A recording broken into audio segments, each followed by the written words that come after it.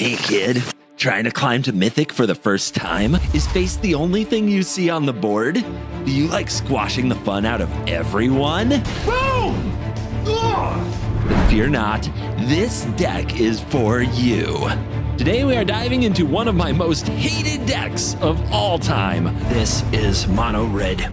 Hello, it's me, it's Evil CGB, and this is the second episode of Deckmasters, Mono Red Edition. We play Mono Red, Mono Red, Mono Red, attack face till they're dead.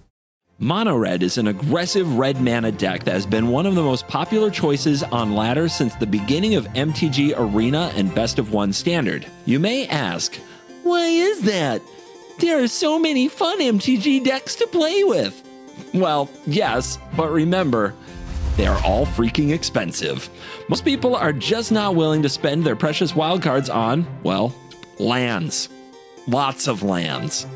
They just want to play with their shiny cards and actually do something. A mono red deck mana base often only requires a few utility lands that sometimes aren't even rare, and then a bunch of mountains, and then burn spells for the face. Another reason why it's so popular is that it is super effective. Let me explain. In MTG Arena, the hand smoothing algorithm works such that on average, you should always have 2 lands and 5 spells in your hand if you have 24 lands in your deck. Any monocolored decks, therefore, naturally have an advantage because they effectively never have to mulligan for a specific land, unlike many multicolor decks. Combining that with the natural advantage of an aggressive deck being on the play, you can easily get an average win rate of 60%, which is hard to achieve in MTG Arena. But that's not all. The reason why it is also super popular among newcomers is that it has got to be one of the easiest decks to learn of all time. Anybody, and I do mean anybody, I mean your dishwasher, I mean the litter robot, I mean the kid down the street, you know, the one, that one, yeah, that one. All of them can win a game with freaking mono red, and with enough time, eventually get to Mythic. But here's the catch. Because the barrier to entry is so low, it attracts way too many people to play mono red to a point where playing anything else just makes you feel punished. That cool rare mythic wild card that you pulled from a pack, it's unplayable because you are just dead by turn 4.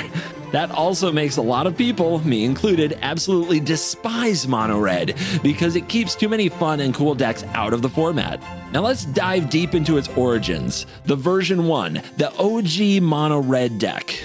Ladies and gentlemen, welcome to Sligh.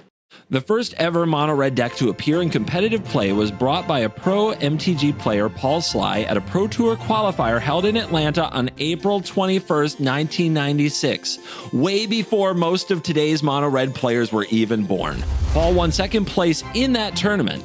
At the time, red and burn decks didn't really exist, and the most common decks were black and white decks, especially black decks with necropotence, whose goals were to gain a huge card advantage by paying life. As such, the only real counter is by decks that just burn them down, and that gave birth to the first mono red deck, which did contain some questionable cards. Brassman? Dwarven Lieutenant? Dwarven Trader? Goblins of the Flarg? That's a nombo.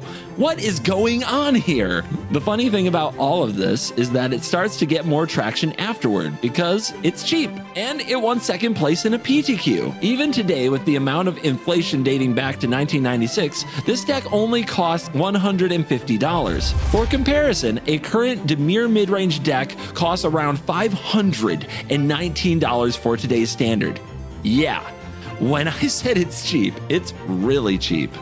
A Sligh variant of the deck was then popularized by Dan Paskins, who named it Red Deck Wins, focusing on smaller creatures and burn spells to quickly damage the opponent and win the game early, helping him to a top finish at the English National Championship. As red decks got more popular, it would appear in competitive play again in the same year in Pro Tour Dallas, brought by a would-be Hall of Famer, Patrick Chapin. Patrick was young enough to compete in the junior division, but he brought the Sligh deck to the top 8 in the Masters division, proving once again that children can play mono red and that there was a huge potential for a red aggressive deck in competitive Magic. After this, there was no turning back. Red aggressive burn decks are cheap, and they have found their way to be effective. The questionable cards like Brassman and the whole Dwarf package slowly transitioned into more aggressive options by the time Tempest came out. Dave Price, writer for the Dojo and Duelist magazine, won the LA Pro Tour with a red aggressive deck for the first time in history. Jackal Pup, Mog Fanatic, Mog Conscripts, and Wrathy Dragon were all fantastic additions to the deck, with Canyon Wildcat in there as well. The red meta was truly upon us. Red decks had become so popular that even a mountain walking creature found its way into the list. Mono Red would become more and more burn focused as it got more refined, especially with big upgrades such as Ball Lightning, Curse Scroll, and Fire Blast. Sacrificing your mountains are bad, unless your opponent is dead. But as time went on, red decks would actually fade in popularity as formats became slower, with cards like Ball Lightning being phased out. Burn cards weren't supported as much during that period, but they started to make a comeback again around Amonkhet. Hall of Famer Paulo Vito Dama de Rosa, which you might remember from the Blue-White video for winning a championship with Blue-White Control, made a huge comeback in Pro Tour Hour of Devastation with the Hazoret Mono Red deck. The entire strategy of the deck revolves around emptying your hand as quickly as possible, so you can attack them with an indestructible Hasty Hazoret the Fervent on turn 4. This deck receives so much attention that Mono Red is no longer seen as a silly Johnny deck, but as a dominant competitive option in Magic the Gathering. Ramanop Ruins, alongside Rampaging Ferocidon, would later receive a first ever Mono Red ban to contain the deck's popularity. But as rotation happened, a new menace would take its place. Throne of Eldraine would introduce us to one of the most busted cards of all time, Embercleave. As a weapon coming down and attaching to creatures like Robber of the Rich or Torbran, Embercleave gave Mono Red a way to run 30+ creatures to close out games without running burn spells. This single card probably killed more MTG Arena players than any other card in history.